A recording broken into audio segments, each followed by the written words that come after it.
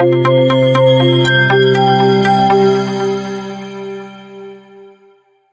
Guys, welcome to maths academic point. आज के इस लेक्चर में हम करने वाले हैं प्रोबेबिलिटी क्लास 9 चैप्टर 15। तो जो आज का जो लेक्चर है उसमें हम जानेंगे प्रोबेबिलिटी क्या होती है और एनसीईआरटी के कुछ क्वेश्चंस को भी अटेम्प्ट करने वाले हैं। सबसे पहले आप प्रोबेबिलिटी की डेफिनेशन देखिए, क्या लिखा हुआ है। It is that branch of mathematics in which we study about the outcomes of a random experiment.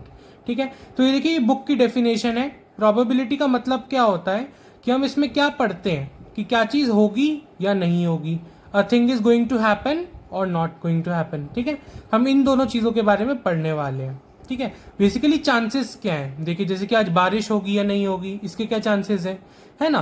तो प्रोबेबिलिटी में हम इन्हीं टाइप के कुछ चांसेस के बारे में पढ़ते हैं। तो जो हमारा सेकेंड टर्म है, हमने प्रोबेबिलिटी समझ लिया क्या है। अब हमारा जो सेकेंड टर्म है वो होता है ना। हमें अब जानना है कि हमारा जो सेकेंड टर्म है इवेंट, वो क्या होता है।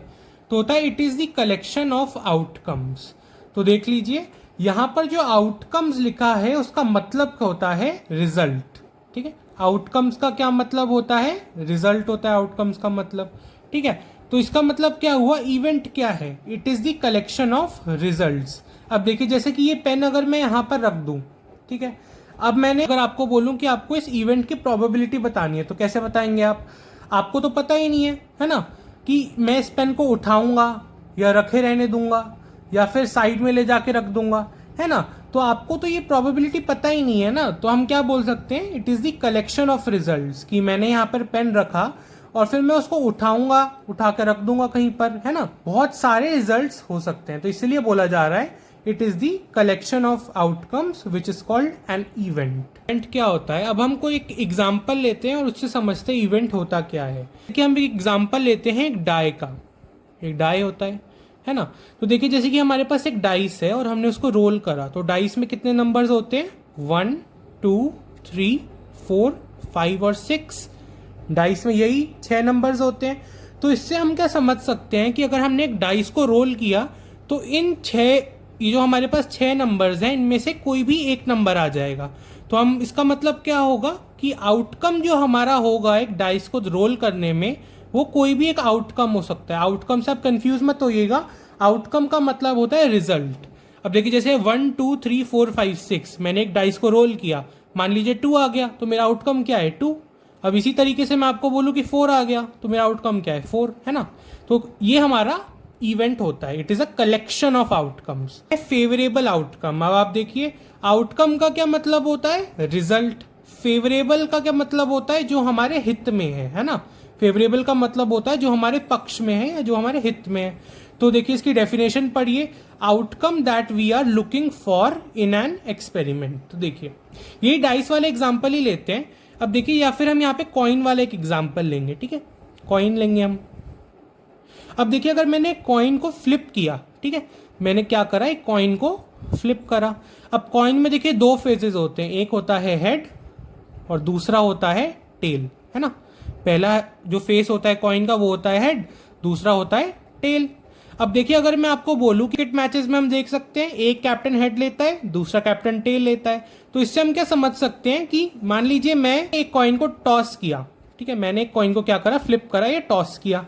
तो अगर मैं बोलूं कि मुझे हेड चाहिए, ठीक है, अगर मुझे हेड ही चाहिए तभी मैं जीत पाऊंगा। तो इससे हम क्या समझ सकते हैं, अगर मुझे हेड मिलेगा, अगर मुझे हेड मिलेगा, वो जो कॉइन को मैंने टॉस किया, अगर मुझे उसमें से हेड मिला तभी मैं जीत पाऊंगा। तो इसका मतलब क्या हुआ, ये मेरा फेवरेबल आउटकम है। मेरा फेवरेबल आउटकम इस केस में क्या हो जाएगा, हेड आना। ठीक है, तो हमारी प्रोबेबिलिटी किस पे निकलती है, ये याद रखिएगा, हमेशा इवेंट पर निकलती है हमारी प्रोबेबिलिटी। ठीक है, हम देख लिया क्या होता है फेवरेबल आउटकम, जो रिजल्ट हमारे पक्ष में हो। ठीक है, that we are looking for in an experiment.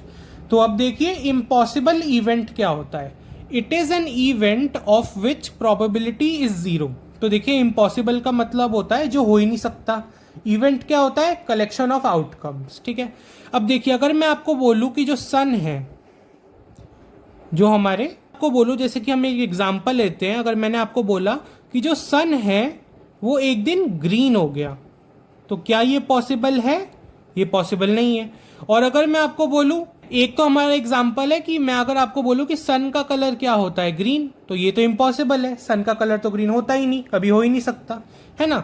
और अगर मैंने आपको बोला कि मैंने एक वापस एक डाइस को क्या करा, रोल करा, ठीक है, एक डाइस को मैंने रोल करा, तो अगर मैंने आपको बोला कि आपको 7 लाना है, आप मैंने एक डाइस को रोल करा और मैंने आपको बोला कि 7 आना चाहिए, तो इससे हम क्या समझ सकते हैं, देखिए डाइस में सिर्फ 6 ही डिजिट्स होते हैं, 1 2 3 4 5 6, पर मैंने आपको क्या बोला है कि 7 लाना है, पर 7 तो डाइस में हो ही नहीं सकता, है ना।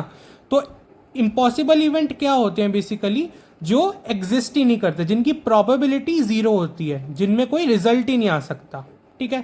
क्योंकि अगर सन का कलर तो कभी ग्रीन हो ही नहीं सकता और डाइस में कभी 7 भी नहीं आ सकता, है ना। डाइस में तो सिर्फ 6 ही होते हैं हमारे पास नंबर्स, तो इसका मतलब ये होता है हमारा इम्पॉसिबल इवेंट, ठीक है। अब श्योर इवेंट क्या होता है, it is an event of which probability is 1। क्या मतलब होता है, एक ऐसा इवेंट जिसकी प्रोबेबिलिटी 1 होती है, इसका मतलब जो इवेंट होना ही होना है, जैसे कि रात, है ना। जैसे कि मैं एक एग्जांपल लेता हूं, नाइट, जैसे कि हर दिन के अंत में रात होती ही है। अब इसी तरीके से मैं बोलूं कि सर्दियों में ठंड होगी, वो भी होती है ना। तो मतलब कोई भी एक ऐसा इवेंट जो होना ही होना है, उसको श्योर इवेंट बोला जाता है, जिसकी प्रोबेबिलिटी 1 है, या फिर इसको आप बोल सकते हैं जो इसको प्रिडिक्ट कर सकते हैं ना। जैसे मैं आपको बोलूं कि हर सुबह सन निकलते हैं, तो इससे हम क्या समझ सकते हैं कि हर सुबह तो निकलते ही है ना। तो इसका मतलब श्योर इवेंट क्या होते हैं, जो होना ही होना है उसको श्योर इवेंट बोला जाता है, जो कभी नहीं हो सकता उसको इम्पॉसिबल इवेंट बोला जाता है, ठीक है। तो ये कुछ हमने बेसिक टर्म्स देख लिए प्रोबेबिलिटी के। अब हम कुछ प्रॉपर्टीज देखते हैं प्रोबेबिलिटी की। तो चलिए गाइज, अब हम कुछ प्रॉपर्टीज देख रहे थे प्रोबेबिलिटी की। तो हमारी जो पहली प्रॉपर्टी है, या फिर ये हमारा फॉर्मूला ही है जो हमारे पूरे चैप्टर में यूज होने वाला है। तो हमारा फॉर्मूला है probability of an event is equal to number of favourable outcomes divided by total number of outcomes. जो आपका पूरा चैप्टर है वो इसी एक फॉर्मूला पर बेस्ड है, ठीक है। यही एक फॉर्मूला हम लगाएंगे और हमारे सारे क्वेश्चंस देखिएगा हम कर पाएंगे। तो देखिए ये हमें क्या कह रहा है, number of favourable outcomes. Favourable outcomes क्या होता है, जो हमारे फेवर में हो, जो हमारे पक्ष में जो आउटकम्स या रिजल्ट आते हैं उनको बोला जाता है फेवरेबल आउटकम्स। नीचे क्या आ जाएगा, टोटल नंबर ऑफ आउटकम्स। तो एक एग्जांपल लेते हैं, इससे हम समझेंगे कि क्या होता है ये, ठीक है।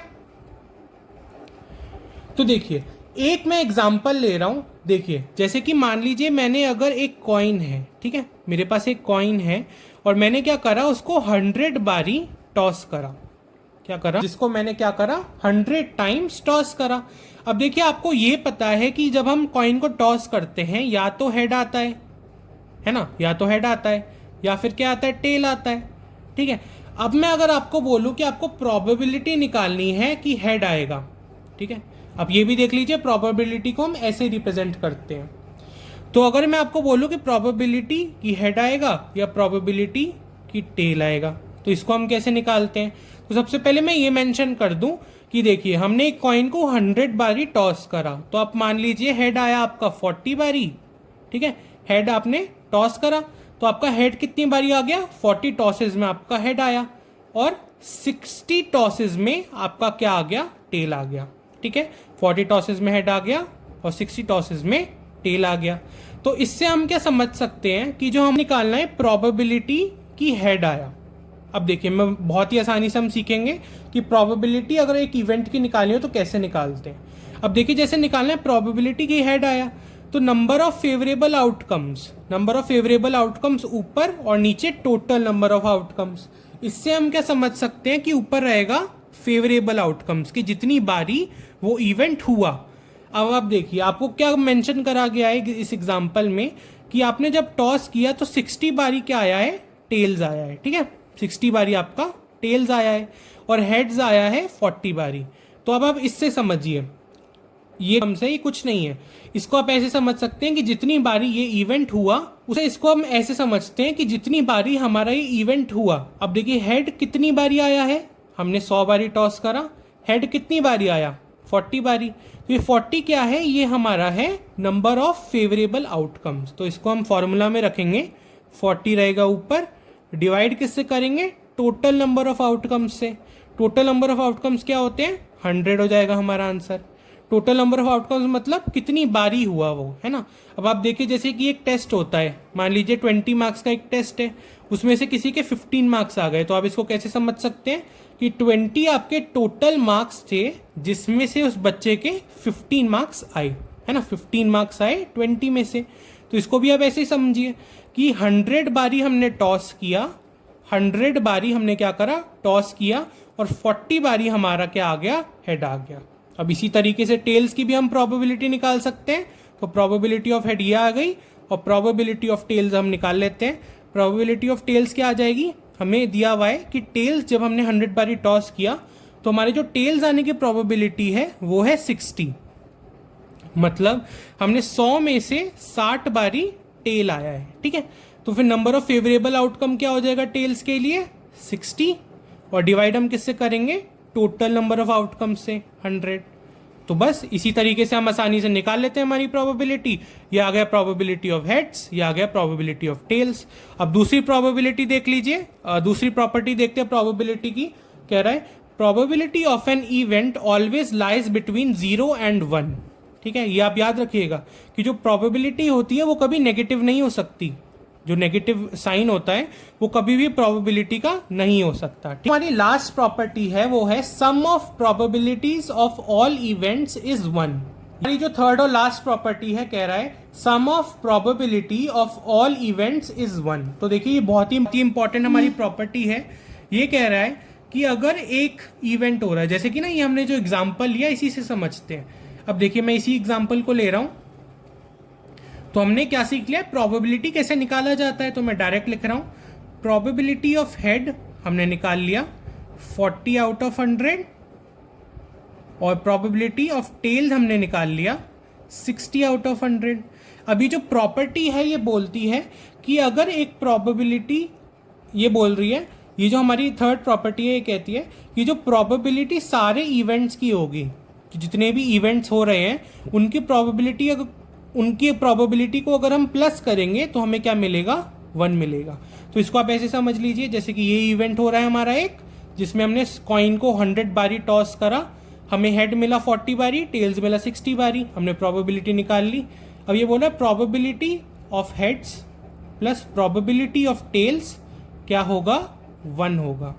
ठीक है, क्या कर लिया है, आज हमने प्रोबेबिलिटी के कुछ बेसिक टर्म्स जाने, प्रॉपर्टीज जानी प्रोबेबिलिटी की, प्रोबेबिलिटी को कैसे निकाला जाता है एक इवेंट की प्रोबेबिलिटी को, ये भी जाना। तो मिलेंगे ही ऐसे हमारे नेक्स्ट लेक्चर में, तब तक के लिए नमस्कार।